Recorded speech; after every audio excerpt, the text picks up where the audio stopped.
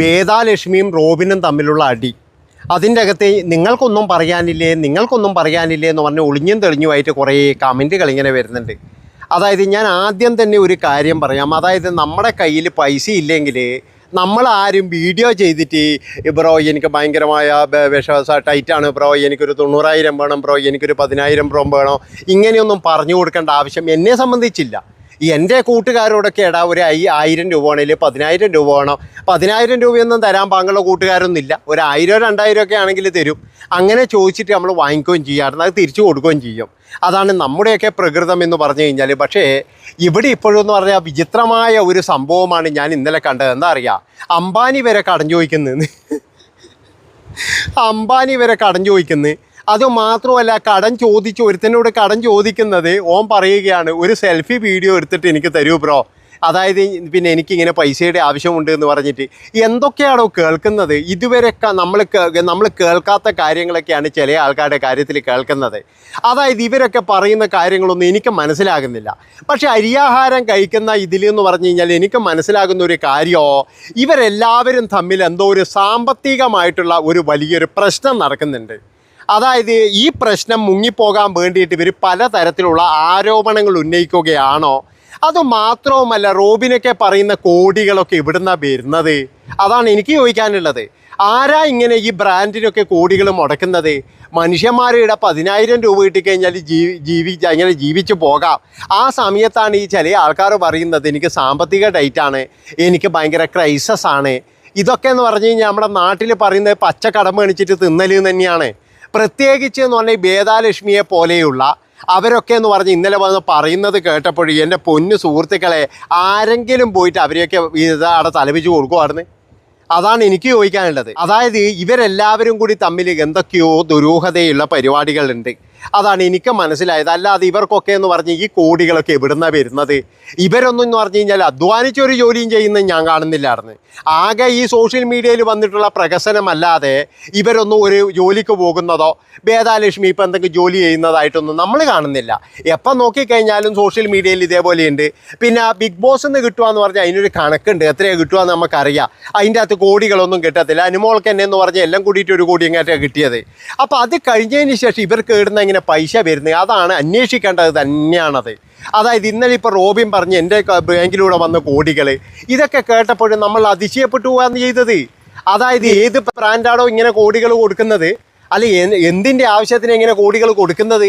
എന്താ ഇവരുടെ ഉദ്ദേശങ്ങൾ? അല്ല ഇതിൻ്റെ ഉള്ളിൽ എന്ന് പറഞ്ഞു കഴിഞ്ഞാൽ എന്തെങ്കിലും വെളുപ്പിക്കലുണ്ടോ? ഇതൊക്കെയാണ് അന്വേഷിക്കേണ്ടത്.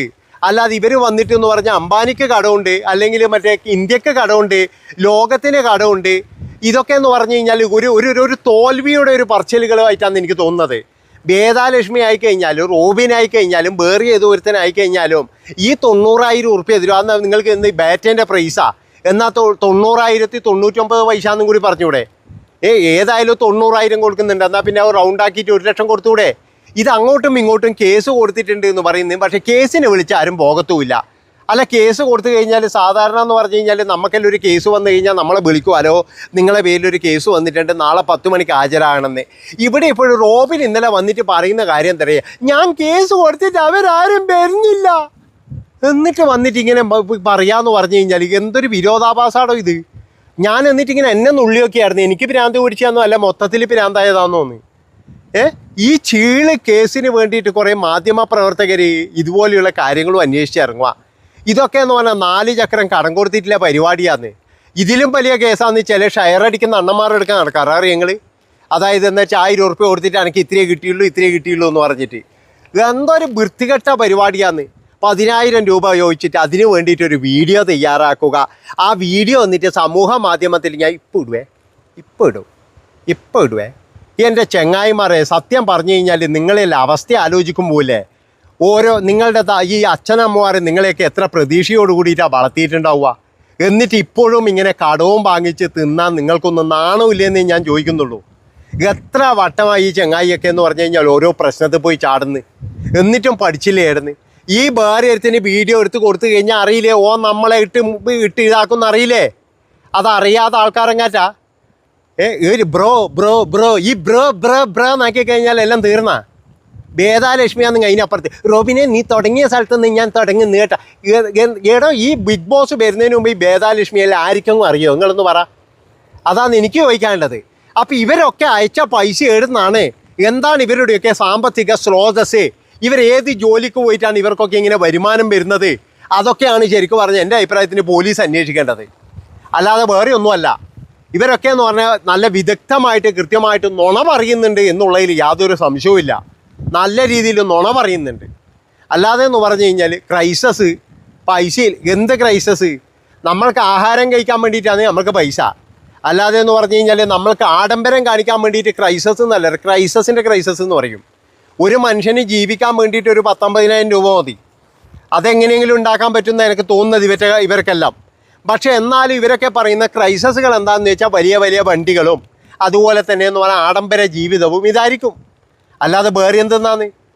എനിക്കിത് കേൾക്കുമ്പോൾ ശരിക്കും പറഞ്ഞു കഴിഞ്ഞാൽ ഇന്നലെ പിന്നെ റോബിൻ്റെ വാർത്താ സമ്മേളനം തന്നെ കണ്ടപ്പോൾ ശരിക്കും പറഞ്ഞു കഴിഞ്ഞാൽ ചിരിക്കണോ കരയണോ തോന്നിപ്പോയായിരുന്നു. ഇങ്ങനെയൊക്കെ മണ്ടന്മാരാവുമെന്നാണ് ഞാൻ ചോദിക്കുന്നത്. ഒരു മനുഷ്യൻ മണ്ടനാകുന്നതിനൊരു കണക്കില്ലായിരുന്നു. ആരെങ്കിലും പറയുക, ഏതോ ഒരുത്തൻ പറയുക, ബ്രോ നിങ്ങളൊരു കാര്യം ചെയ്യും ബ്രോ 10,000 രൂപ വേണമെന്ന് പറഞ്ഞിട്ടൊരു വീഡിയോ എടുത്തിട്ട് ബ്രോ ആ വീഡിയോ എടുത്തിടുക. അത് കഴിഞ്ഞതിന് ശേഷം എന്ന് പറഞ്ഞു കഴിഞ്ഞാൽ അയാളോട് കരിയും പറയുകയും ചെയ്യുക. കുറേ കണ്ട് നിങ്ങൾക്ക് തന്നെ അറിയാൻ പറ്റുമായിരുന്നു. എന്തിനാ മോനെ ഇങ്ങനെ നാണം കെടാൻ പോകുന്നത്? അതാണ് ഞാൻ ചോദിക്കുന്നത്. ആദ്യം തന്നെ എന്ന് പറഞ്ഞു കഴിഞ്ഞാൽ അതായത് ഒരു എന്താ പറയേണ്ടത്, ഓരോ മനുഷ്യന്മാർ ഓരോരോ ജീവിതത്തിൽ ഓരോരോ കാര്യങ്ങളുണ്ട്, അതൊക്കെ നേടിയെടുക്കാൻ ശ്രമിക്കുക.